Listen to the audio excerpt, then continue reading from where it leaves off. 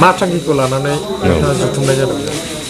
प्रथमावनो नोंथांमोनखौ धन्यबाद होग्रोबाय। दिनैहाय जोङो बे गरागाव गामिनि मोनाबिलियाव बे बाथौ थानसालि सिङावहाय जोङो बे जोंनिनो जे सिमां आलादा थानाय जे न'खर रायजोखौ बोरै जों मोनफुंनो हागोन बा जों आवगायलांनो हायो बेखौ लानानै गुवारै लोगोसे दुवार ओनसोल नौनोगोर सिखनाझारनि जारिमिननि सोमोन्दै जोङो गुवारै बिबान बिनिमय खालामलायदों आरो दिनैहाय बेहाय जथेस्थ' गासिबो रायजो राजाफ्रा बुजिजोब्बाय होनदों। जोंबो मोजां मोनदों जे जोंनि जारिमिनारि जिनिसखौ जोङो गासै रायजो राजानो फोरमायनो हाबाय थयथ' हकारे। बाथ्राया जाहैबाय थांनाय समफ्राव नोंथांमोना मिन्थिगौ जे कुचबिहारनि अनन्त महाराजा जे कुचबिहार डाइनेस्टिखौ लानानै मोनसे जे न'खर रायजो बा इउनियन टेरिटरि बिथांमोनाबो डिमान्ड खालामगासिनो दं। बेखौ लानानै बिथांमोना थांनाय बोसोराव मोनसे केस होदों सुप्रिम कर्टआव। दा बिथांमोना मोजां बार्डिक्ट मोनबाय। मोननायजों लोगोसे भारत सरकारखौ सुप्रिम कर्टआ बिथोन होबाय जे गोख्रैनो गभर्नमेन्ट अफ इन्डिया आरो बेंगल सरकारा बिसिनि जे प्रिन्सलि स्टेट दंमोन जे कन्डिसनफोरखौ लानानै भारतजों मार्जार जाना हाबदोंमोन बेखौहाय थाबैनो फुलफिल खालामना होनांगौ। दा बेहायनो जों बे बिथांमोननि रेफारेन्सआवनो जोंहाबो ट्रिटि दं।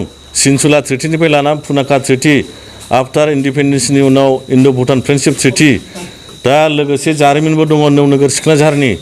जोङो सालिजारि खालामनानै नायजोब्बाय जे बे 50,000 स्कुवार किल'मिटार हाखौ अफिसियेलि भाबै मानो आसामा सोफानो हायाखै एक नाम्बार सोंलुआ। आरो दुइ नाम्बार खोथाया जाहैबाय कच कामतापुर अनन्त महाराज बा जगत दिपेन्द्र नारायणआ 1949 8 आगष्टनि मार्जारजों बे दुवार ओनसोल नौनोगोर सिखनाझार हाखौ मानो सोनो हायाखै। थिग बिदिनो भुटानाबो दिनैनि दिनाव जों नायबाय इन्ड' भुटान फ्रेन्डशिपनि नामैसो सोनानै बे हाखौ दोनदों। थारमाने बै समाव जोङो जोंनि जे राजफोलेरनि डिसेन्डेन्सफ्रा अज्ञात बासाव थानानै 1949 सोरोङाखिसै।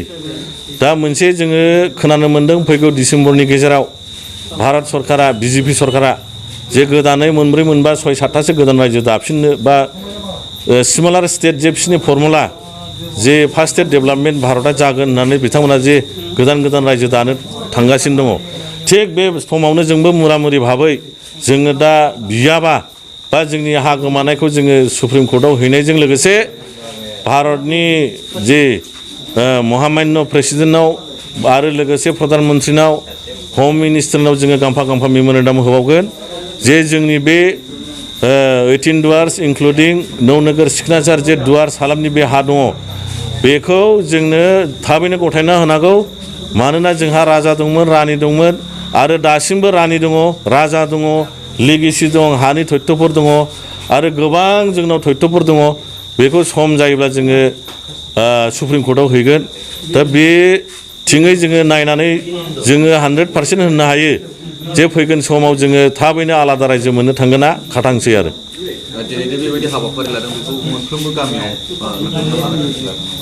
निस्सय जोङो लादों जाय जेराव लेंहरदों जेरखम एरेन्जमेन्ट खालामना होदों।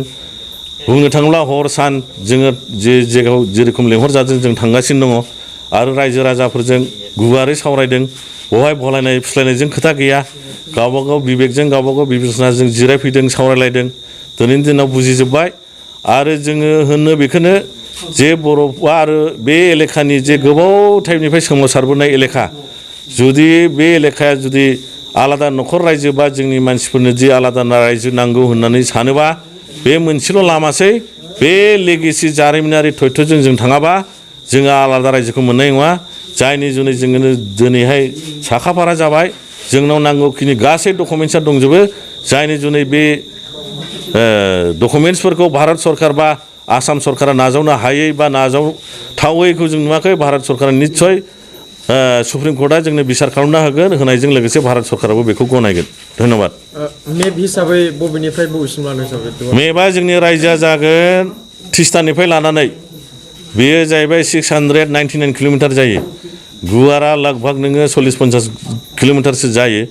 बेखौ हिसाब खालामनानै नायजोबोबा up to extended Sadiya frontier ट्रेकसिम गासै 50,000नि एबाब स्कुवार किल'मिटार जायो आरो बे लिंआनो दरखं रायजो दुवार ओनसोल रायजो नौनोगोरनि सिखनाझार दुवार माने दरखं माने दर संस्कृतआव होनो दुवाराम हिन्दीआव होनो दरवाजा।